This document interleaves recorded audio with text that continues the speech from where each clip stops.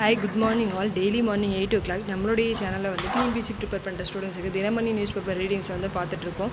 Okay, இன்னொரு important நியூஸ்க்கு வந்து நம்ம போயிடலாம். நேற்று வந்து 2024-25 ஆண்டிற்கான மத்திய பட்ஜெட்டை வந்து 7வது முறையை நம்மளுடைய நிதியமைச்சர் நிர்மலா சீதாராமன் அவர்கள் வந்து தாக்கல் செஞ்சுருப்பாங்க. இதில் என்ன சொல்கிறாங்கன்னா, புதிய ஓய்வூதிய திட்டத்தில் வந்து தனியார் துறையில் பிடித்தம் செய்யப்படும் ஊதிய விகிதம் வந்து 10%லேருந்து 14% வந்து உயர்த்ததான் சொல்கிறாங்க.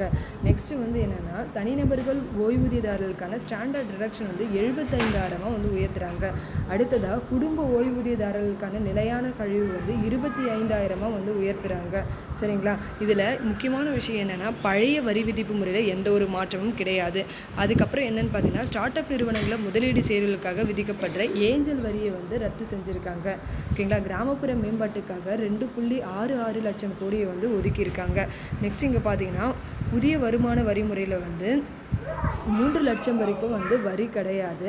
15 லட்சத்துக்கு மேலே போனால் 30% வரின்னு சொல்லிட்டு 3லேருந்து 7 லட்சம் வரைக்கும் வந்து 5% வரி, 7லேருந்து 10 லட்சம் வரைக்கும் 10% வரி, 10லேருந்து 12 லட்சம் வரைக்கும் 15% வரி, 12 லட்சம்லேருந்து 15 லட்சம் வரைக்கும் 20% வரி, 15 லட்சம் மேலே போச்சுன்னா 30% வரின்னு சொல்லியிருக்காங்க.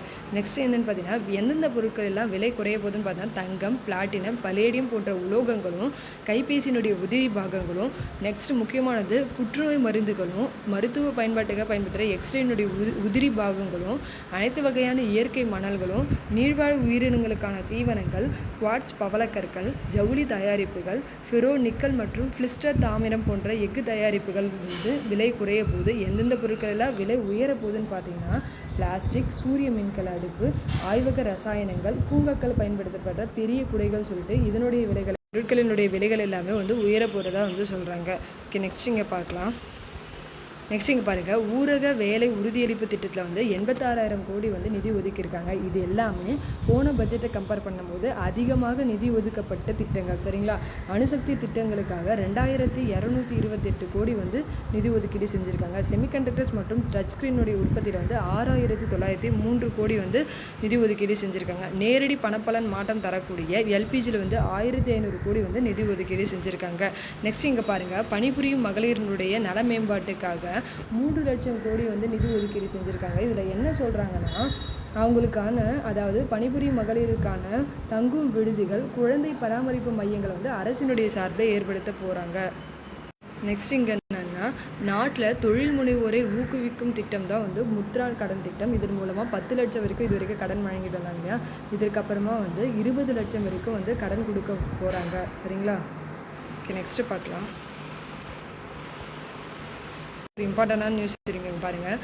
3 புற்றுநோய் மருந்துகளுக்கு அதன் மீது இருக்கிற சுங்க வரியிலிருந்து விலக்கு வந்து அளிச்சிருக்காங்க. இது வந்து ரொம்ப ரொம்ப முக்கியமான விஷயம். சரி, ஓகே, இன்னொரு குரலை வந்து நம்ம வாசிச்சலாம். இந்த குரல் வந்து வினை செயல் வகை அப்படின்ற அதிகாரத்தில் வந்து நம்மளுக்கு கொடுத்துருக்காங்க.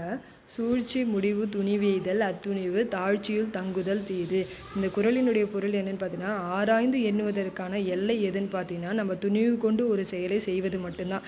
அந்த துணிவையே காலம் தாழ்த்தி செஞ்சோம் அப்படின்னா அதுவே பெரிய குற்றம் அப்படின்னு சொல்கிறேன். இந்த குரலினுடைய பொருள் இன்னொரு தடவை வாசிப்போம். சூழ்ச்சி முடிவு துணிவெய்தல் அத்துணிவு தாழ்ச்சியுள் தங்குதல் தீது. ஓகே, நெக்ஸ்ட்டு பார்க்கலாம். ஓகே, நெக்ஸ்ட் இங்கே பாருங்கள்.